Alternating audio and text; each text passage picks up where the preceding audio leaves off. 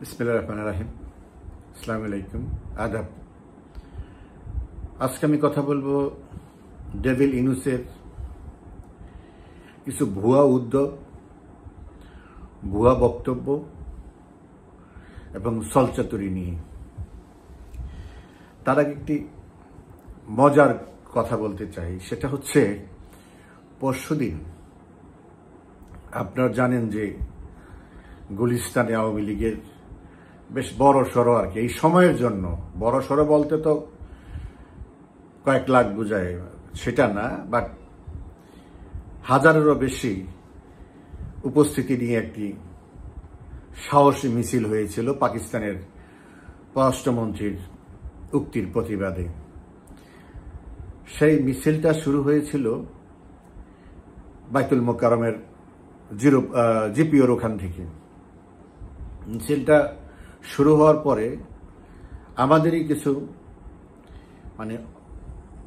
পরিচিত মুখ না আর কি, অপরিচিত বেশ কিছু লোকজন আমাদের কেন্দ্রীয় অফিসের সামনে ছিল।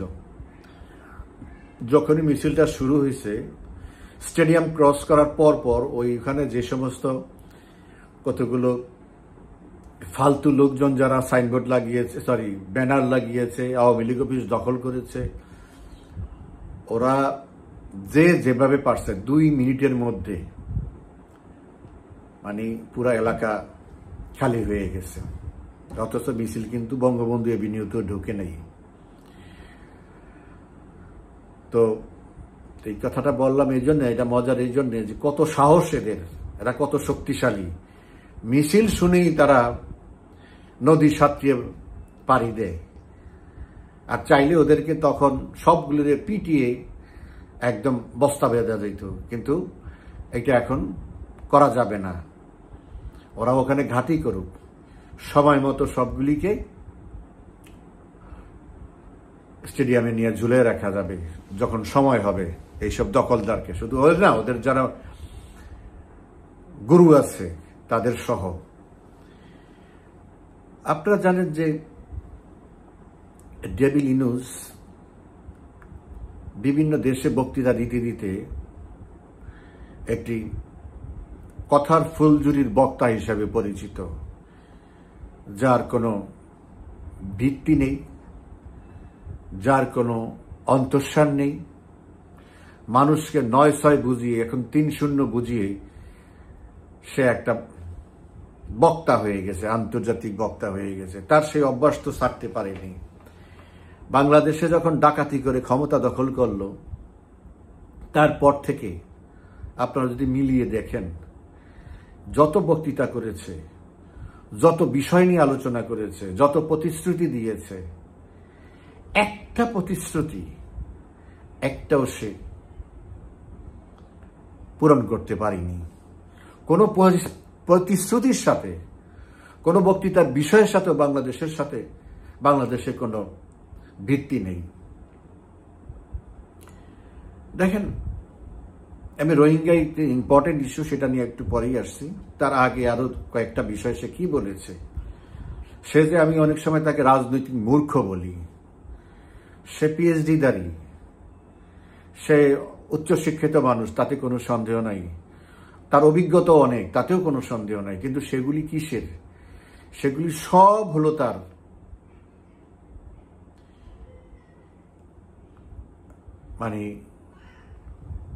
খারাপ পথে ব্যবহার করার জন্য সেই শিক্ষাগত যোগ্যতা এবং অভিজ্ঞতা অর্জন করেছে। তার সমস্ত অভিজ্ঞতাই হইল নয়ছয় করার অভিজ্ঞতা, মানুষকে ঠকানোর অভিজ্ঞতা, আত্মসাৎ করার অভিজ্ঞতা, নিজেকে প্রকাশ করার অভিজ্ঞতা, নিজের স্বার্থ হাসিলের অভিজ্ঞতা। এটিই তার অভিজ্ঞতা, যার জন্য আমরা যারা সৎপথে থেকে দেশমাতৃকার টানে দেশের কাজে নিজেদের জীবন উৎসর্গ করেছি, ত্যাগ করেছি, আমাদের মতো লোকরা তাকে মূর্খই মনে করে। মূর্খ জাতীয় স্বার্থে মূর্খ, জাতীয় রাজনীতির কারণে মূর্খ। তা আসল কাজে সে ঠিক আছে, সেটা হলো টাকা বানানোর কাজে। দেখেন, উনি মালয়েশিয়ার প্রধানমন্ত্রী 4 ঘন্টার জন্য ঢাকায় আসছিল অক্টোবরের 4 তারিখে 2024 সালের। উনি বেসিক্যালি পাকিস্তান যাওয়ার কথা, ওনার অনুরোধে এখানে একটু থেমে গেল,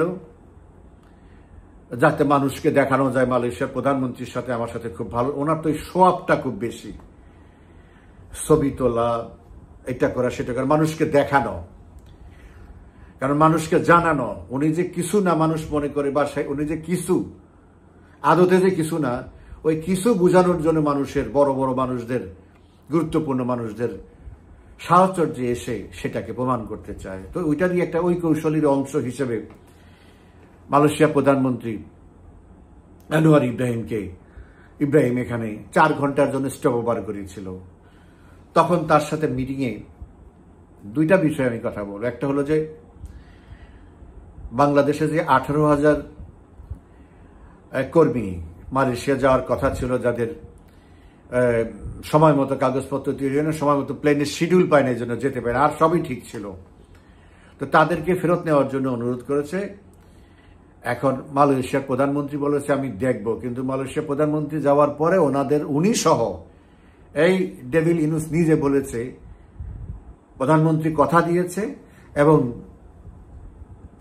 অতি শীঘ্রই তারা দেশে যাবে। 1 বছর হওয়ার কাছাকাছি সময়, আমরা 11 মাস হচ্ছে, এদের কোনো যাওয়ার কোনো নাম নাই। এটা হলো প্রথম ব্লাব। ওই মিটিংয়েই মালয়েশিয়ার প্রধানমন্ত্রীর কাছে সে অনুরোধ করেছে আসিয়ানে যোগ দেওয়ার জন্য। আমাদের এই এশিয়া প্যাসিফিক রিজনে যেই দেশগুলো, সেগুলোই সম্মিলিত সহ 10টা দেশ মিলিয়ে একটা সংগঠন আসিয়ান, খুবই গুরুত্বপূর্ণ একটা সংগঠন, জোট। এটা আসিয়ানের জন্য শুনি অনুরোধ করেছে। তো এখন কথা হচ্ছে, আসিয়ানের তো যোগ দেওয়ার কোনো সুযোগ নেই আমাদের মতো দেশের। আমরা আসিয়ানে আমরা যত ডায়ালগ পার্টনার হতে পারি, যেটা ভারত হয়েছে। তো এখন ওর উপরে তো আমরা যাওয়া না, যাইলে তা আগে ভারত যাবে না, তো ভারতও আসিয়ানের মেম্বার হতে পারবে না, কারণ ওদের একটা বর্ডার আছে, মায়ানমারের এই পাশে আসবে না সে, মানে তার মানে ভারত, পাকিস্তান, বাংলাদেশ এইদিকে তারা আসবে না। এটা অনেক আগের সিদ্ধান্ত, এগুলো তো ওনার জানা নাই। উনি বলে ফেললো আসিয়ানের সদস্য হওয়ার জন্য। এই মালয়েশিয়াতে গেছে, সেখানেও সে আইসা বলছে তার জন্য আসিয়ানের সদস্য। এখন আবার নতুন করে বলতেছে মানে আসিয়ানে যাতে আমরা পার্টনার হতে পারি সেই সুযোগ দেওয়ার জন্য, কারণ এতদিনে বুঝছে যে এটা হলো ইম্পসিবল একটা জিনিস, মানুষকে শোনানো যে আমি আসিয়ান মেম্বার হব, হুইচ ইজ নট পসিবল। গেল একটা। সার্ক প্রথম কয়েকটা পত্রিকার সাক্ষাৎকার দিয়ে বলেছে সার্ককে আবার উনি বুঝাতে চাচ্ছে যে আমি একটা বিরাট কিছু, আমি বললেই সবকিছু এক হয়ে যাবে, বা আমাকে সেভাবে মূল্যায়ন করে, যার জন্য সার্ক তিনি আবার পুনরুজ্জীবিত করবেন। পরবর্তীতে স্বীকার করেছে যে ভারতের বিরোধিতার কারণে সার্ক পুনরুজ্জীবিত হচ্ছে না, ভারতকে দোষারোপ করেছে। এবং এটাও সত্য, পাকিস্তান যেহেতু আছে, ভারত সেখানে এটা নিয়ে আর ইন্টারেস্টেড না। তো এখন এই যে পাকিস্তানের যে পররাষ্ট্রমন্ত্রী আসলো, উপপ্রধানমন্ত্রী, পররাষ্ট্রমন্ত্রী, তখনও কিন্তু সার্ককে আবার যে বিবৃতিতে বলেছে আমরা সার্ককে আবার পুনরুজ্জীবিত করতে চাই, যেটা একটা অসম্ভব জিনিস। ভারত যেটা চায় না, এটা নিয়ে কথা বলার কোনো দরকার আছে? উনি এই পর্যন্ত অন্তত 10 বার বলেছে সার্ককে চাই পুনরুজ্জীবিত করবে। ওনারা কেউ জিজ্ঞেস করে? উনি আজ পর্যন্ত এই সার্কের কোন দেশে গেছে? এই যে সারা দুনিয়াতে এই যে ঘুরে বেড়ালো, 12টা দেশে ঘুরলো, এই 12 মাসে 12 দেশ ঘুরলো, 12 মাসে 13 দেশ ঘুরলো। সার্কের কোন দেশ তাকে আমন্ত্রণ জানিয়েছে? এমনকি পাকিস্তান তাকে আমন্ত্রণ জানিয়েছে, পাকিস্তানে পর্যন্ত গেছে। তো উনি সার্ক নিয়ে কথা বলে, এমন হতো না সার্কের 2-3টা দেশে যে উনি ঘুরে আসছে, সবার সাথে একই কথা বলছে, তাইলে তো একটা কথা। কেউ তো দাওয়াতই করে নাই ওনাকে।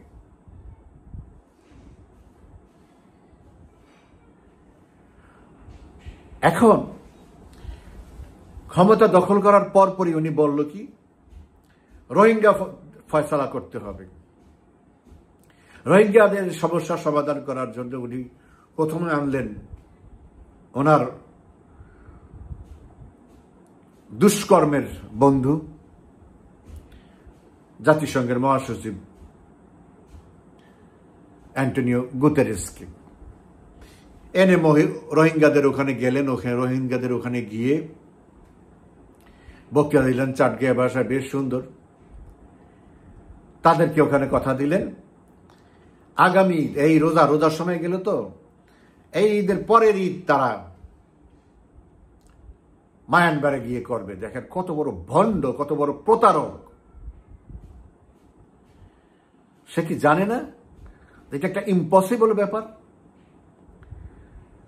গুতারেস কিভাবে তাকে এই সমস্যার সমাধান করবে? গুতারেস দ্বারা পৃথিবীর কোন সমস্যার গুতারেস মিনস জাতিসংঘ দ্বারা কোনোদিন কোনো সমস্যার সমাধান হয়েছে সমস্যা বাড়ানো ছাড়া? জাতিসংঘের কথা কেউ শুনে? উনি এসে হাইকোর্ট দেখাই গেল, ওনারা এনে হাইকোর্ট দেখাইলো যে গুতারেসকে নিয়ে আসছে আমি, উনি ওনাকে বলছি আপনাদের কথা, উনি এগুলি সমাধান করে দিবেন। মানে এই দেশের মানুষকে সে কতটা যে বোকামনি করে, মানে উনি যা বলবে মানুষ সেটাই বিশ্বাস করবে, সেটাই, মানুষ আর কিছু জানে না। তখন আমি এটা নিয়ে কথা বলেছি। আর জাতিসংঘের মহাসচিব আসার উদ্দেশ্য হলো করিডোর দেওয়া, এবং সে সেটা সেখানে বলেছে। তার যেদিন আসছে তার আগের দিন আমি ভিডিও করে বলে দিয়েছি। মানে আমি আমার অভিজ্ঞতা থেকে আমি অনুমান করেছি এবং হিসাব নিকাশ মিলিয়ে দেখছি জাতিসংঘের মহাসচিব তো তৎকালীন সময় এত ব্যস্ততা, গাজা, ইউক্রেন, ইরান সব মিলে এত একটা হসপস অবস্থা, এই সময় বাংলাদেশে উনি ইফতার করার জন্য আসার লোক না, আসার কথা না। ওনার উদ্দেশ্য আছে এবং সেটা সে তখন এটা নিয়ে আমি কথা বলেছি। সেই উদ্দেশ্য সে প্রকাশও করেছে, সে করিডোর দিতে বলছে, বলেছিলাম। তো রোহিঙ্গা তখন তো ওই ঈদ গেল, এই ঈদ গেল, কোনো সমস্যা নেই। এখন এসে উনি বলছেন রোহিঙ্গাদের জন্য বাংলাদেশ যা করেছে এর চেয়ে বেশি কিছু করার নেই। ওইদিকে গতকালকে আমেরিকার থেকে রোহিঙ্গা আশ্রয়ের জন্য প্রশংসা করা হয়েছে। ওনারা তো প্রশংসা করবি, রোহিঙ্গা যে আশ্রয় দেওয়া হয়েছে সেই জন্য প্রশংসা করে, কিন্তু যিনি আশ্রয় দিয়েছেন তার নাম নেওয়া হয় নাই। এই ইউনূস সাহেব, এই ডেভিল নিজেও বক্তৃতার মধ্যে বলছে রোহিঙ্গাদের আশ্রয় দেওয়া আমাদের জন্য একটি মহৎ মানবিক কাজ। সে তো আর বলবে না যে শেখ হাসিনা অত্যন্ত সাহসিকতার সাথে এত বড় একটা ঝুঁকি নিয়েছে।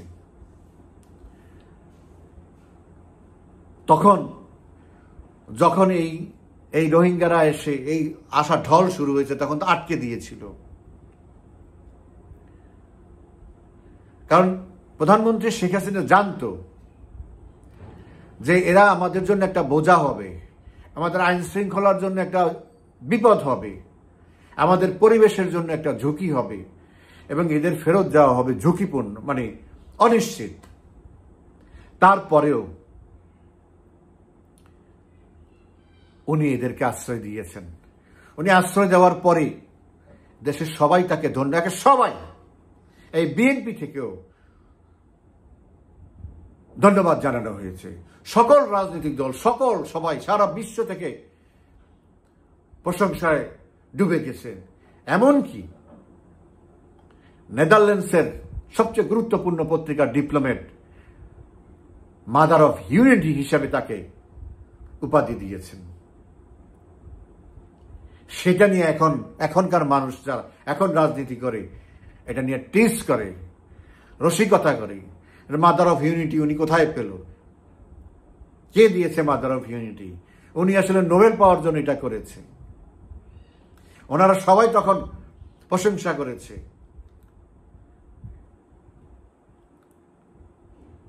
সবাই সহযোগিতা করেছে, সবাই প্রশংসা করেছে।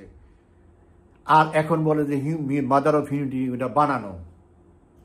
আবারও আপনাদের স্মরণে বলে দিচ্ছি, নেদারল্যান্ডসের সবচেয়ে গুরুত্বপূর্ণ পত্রিকা মিডিয়া,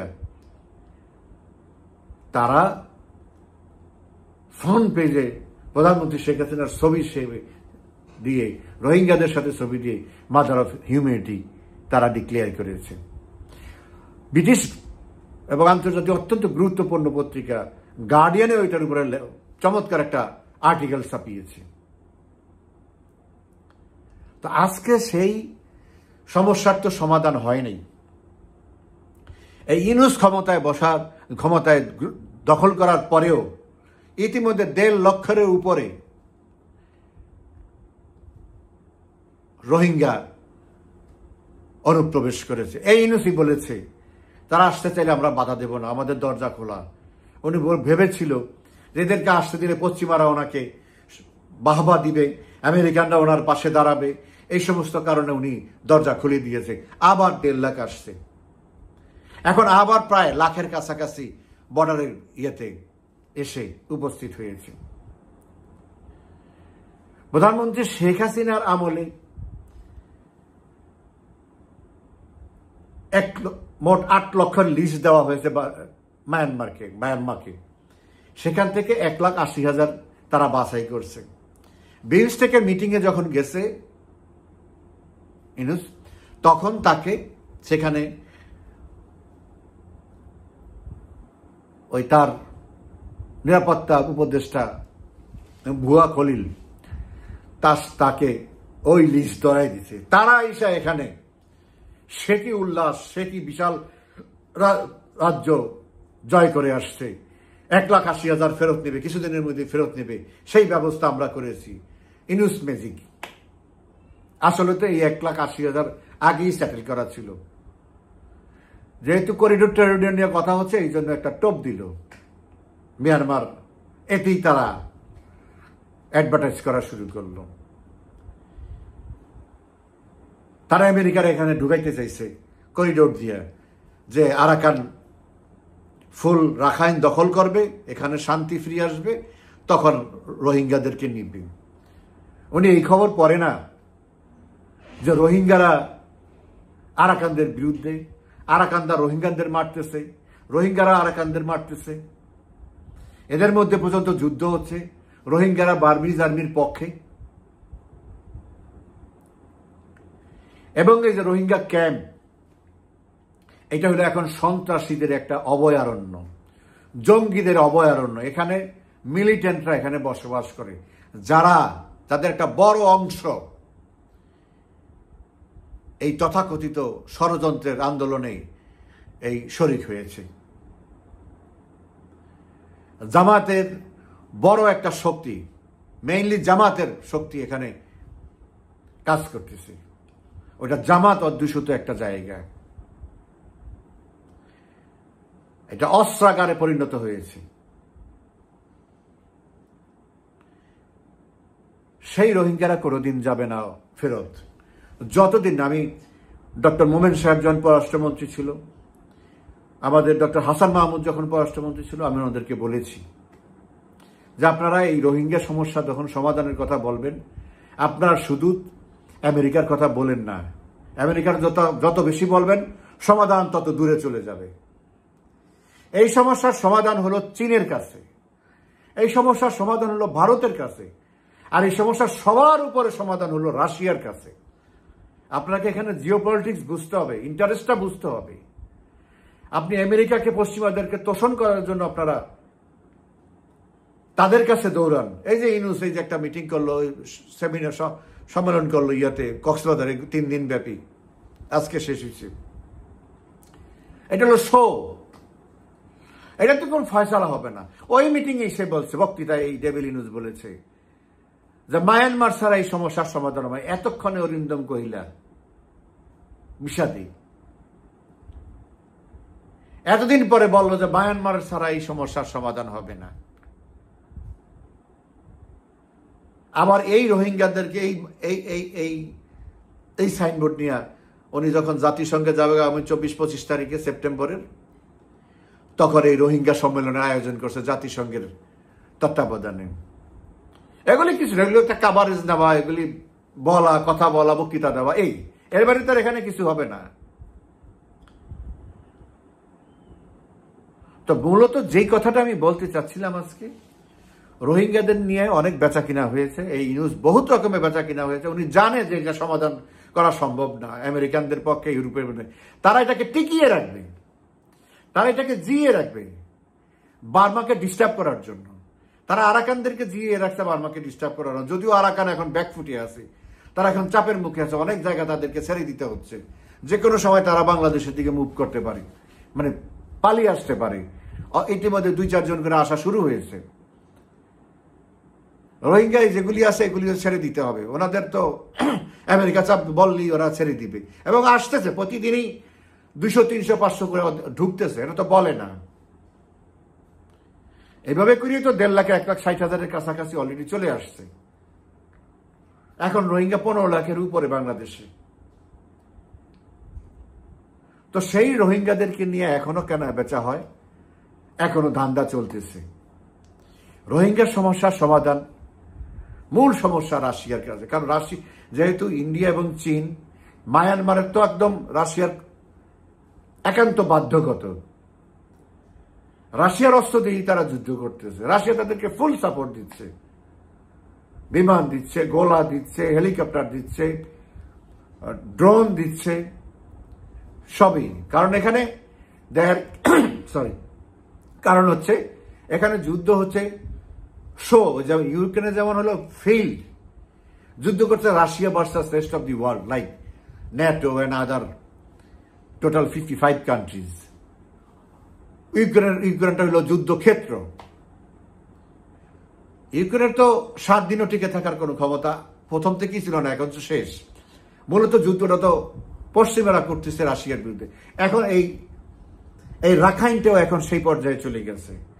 এইটা Arakan supported by west and Myanmar supported by Russia and China. এখন তো চায়নার সরাসরি সৈন্য এখানে মোতায়েন করা হয়েছে।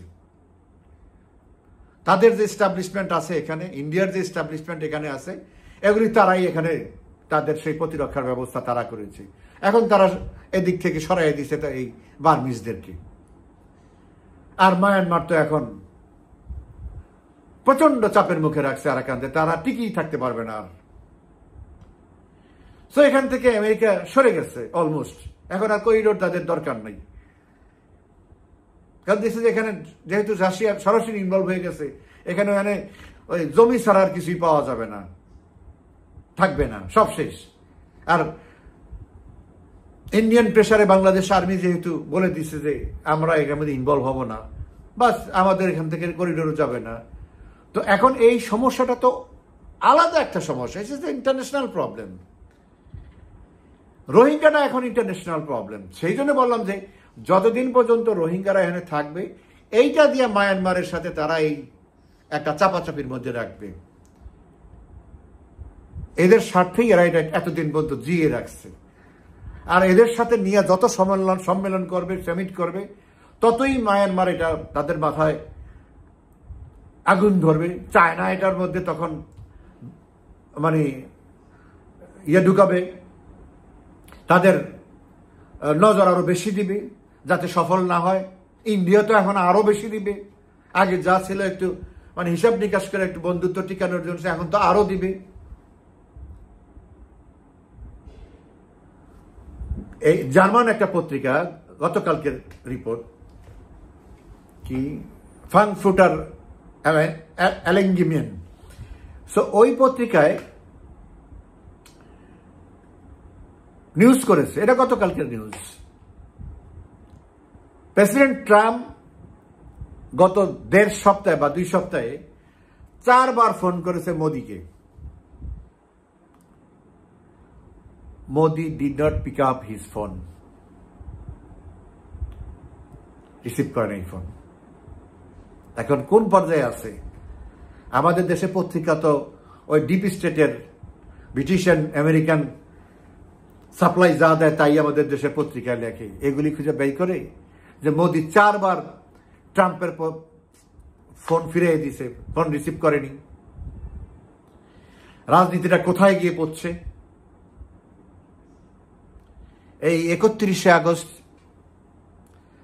যে এসসিও সামিট আছে, সেখানে 3 নেতা বসবে, পুতিন, মোদি, শি। সেখানে অনেক গুরুত্বপূর্ণ সিদ্ধান্ত হবে, ইনক্লুডিং বাংলাদেশ। সেজন্য মাথা খারাপ হয়ে গেছে, এই বুদ্ধি ইন্ডিয়াকে আমি হারাই ফেললাম। তো ইন্ডিয়াকে তো তুমি নিজের হাতে নিজের লক্ষ্মী পায়ে ফেলে সরাইছ। 30 বছর সম্পর্ক করলো ইন্ডিয়া তোমার সাথে, আজকে তুমি হঠাৎ করে তুমি চোখ উল্টে ফেলছো। তো তোমাকে বিশ্বাস করবে কে? কেউ বিশ্বাস করে না তাকে। ইন্ডিয়া তার স্বার্থে তার সাথে একটা সম্পর্ক রাখছে, ব্যবসায়িক স্বার্থে। তো তোমার সাথে ব্যবসায়ী যখন আমার হইল না, তুমি যখন ট্যারিফ চাপায় আমাকে নাজেহাল করলা, ঠিক আছে, থাকো তোমার রাজনীতি নিয়ে, আমিও দেখি কি করা যায়। তো সেইটারই গ্লিমস হলো এই মোদি যে ফোন রিসিভ করে না। সো এরকম একটা কমপ্লেক্স একটা ইস্যু, ইউনূস সাহেবের মতো রাজনৈতিক আনারি যে সার্কের কোনো দেশ সফর করলো না, সার্ক ঠিক করে ফেলাইল। আসিয়ানে আমরা ঢোকার কোনো সুযোগই নাই, সেখানে সে আসিয়ানে ঢোকার প্রক্রিয়া করতেছে। বার্মার সাথে সম্পর্ক হলো রোহিঙ্গা নিয়ে, উনি ইউরোপে গুতারেস নিয়ে এখানে আমাদেরকে বিক্রি করতেছে। এই যে ধান্দাবাজি, এই যে ছলচাতুরি, এই যে প্রতারণা, এটা ইউনূসের পক্ষেই সম্ভব। এখন শুনলাম, এটা বলেই শেষ করব, যে তার জন্য সবচাইতে নিরাপদ জায়গা হলো, তাকে তো যেতে হবে। কোথায় যাবে? যেইভাবে আওয়ামী লীগের সমর্থকরা সারা বিশ্বেই তো ছড়ায় ছিটিয়ে আছে, পাকিস্তান ছাড়া যেখানেই যাবে সে নাজেহাল হবে। এই যে মাহফুজ, উনি নিজেই তো লন্ডনে হইল, মাহফুজ যে নাজেহাল হইল। অতএব উনি এবং ওনার কোন লোক গণতান্ত্রিক কোন দেশে আর সুরক্ষা পাবে না, রাস্তায় নামতে পারবে না, কোনো সভা সেমিনারে যেতে পারবে না, শেষ। ওইটাকে সে সেভ করার জন্য, নিজের ফিউচারকে সেভ, যদি বেঁচে থাকে, আল্লাহ বাঁচায় রাখে, আমি চাই বেঁচে থাকুক।